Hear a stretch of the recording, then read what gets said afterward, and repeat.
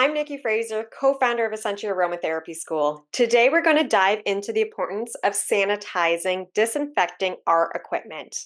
Now, depending on what kind of material you're using, there's a few different ways on how we can do this. Now, the important thing is we do need to sanitize everything before we use it. The last thing we want is for bacteria to start growing on all of our beautiful formulas and creations. If you're using it for yourself, your family, clients, it doesn't matter. You don't want to be spreading bacteria all over yourself. A lot of times also, we don't actually notice that it's growing until it's too late. Bacteria can start to grow in products within a matter of days, not weeks or months or years, but a couple of days is sometimes all it takes, depending on the environment. So as soon as we introduce water, as soon as water gets into a product, bacteria can start to grow, and that's what we want to avoid. So depending on if you are using plastics, if you are using metal, if you are using glass, is going to be how you disinfect your material.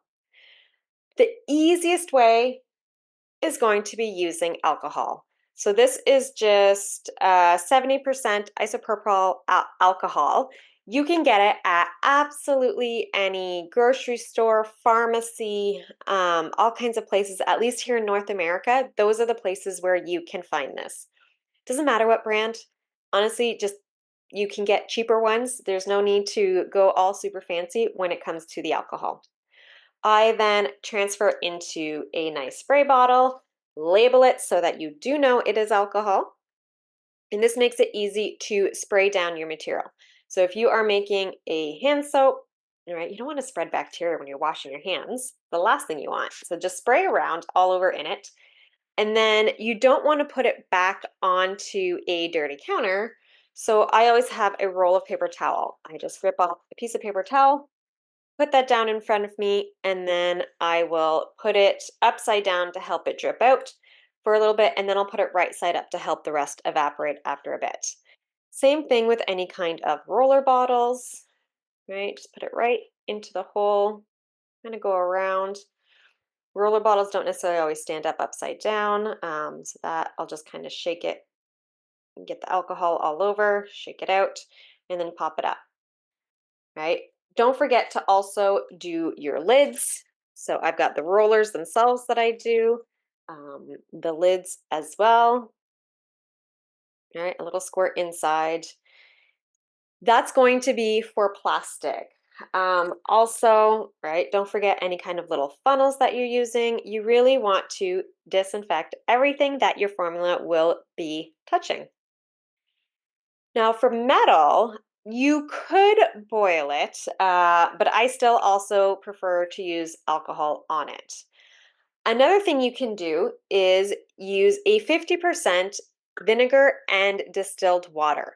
You want to use distilled water because tap water is still going to have all kinds of different things that the city hasn't filtered out. Depending on where you live, can depend on what is in your tap water. Distilled water is completely filtered out. There's nothing in it. It's really just their dead water. So 50 parts 50 parts distilled water, 50 parts vinegar is going to be something that you can use also if you don't have any alcohol, or if you don't want to have any alcohol in the house or anything like that. Vinegar will be another great option. Now, when it comes to glass, you can boil it or you can pop them into the oven. And I should have mentioned this beforehand. This is after you have already washed everything with soapy hot water, right? First, wash everything with soapy hot water, rinse it all off, and then you can spray it down with your disinfectant solution.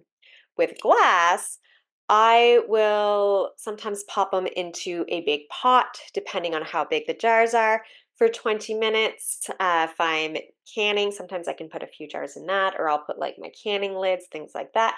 It's the same concept. If you're canning, you need to do that. But for jars, what I'll do is I'll typically get a cookie sheet. I'll just put them on the cookie sheet and I'll pop them in the oven at 250 degrees for 20 minutes. That will also disinfect your glass.